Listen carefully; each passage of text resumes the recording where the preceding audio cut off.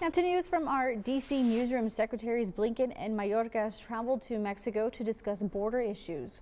Washington correspondent Basil John reports as they met with President Obrador and other Mexican officials.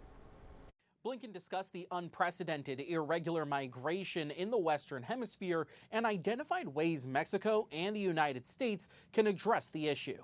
With thousands of migrants arriving at the U.S. southern border, State Secretary Antony Blinken and Homeland Security Secretary Alejandro Mayorkas traveled to Mexico Wednesday to discuss options for slowing down the influx.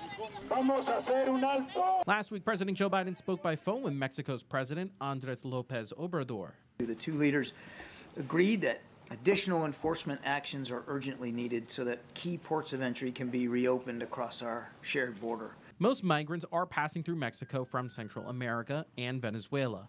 Lopez Obrador confirmed last week that U.S. officials want Mexico to do more to block migrants at its borders with Guatemala or make it more difficult to move across Mexico by train. Before Christmas, House Speaker Mike Johnson sent a letter to the president blaming him for the border crisis and said, quote, "I urge you to immediately take executive actions available to you under existing immigration laws to stem the record tide of illegal immigration."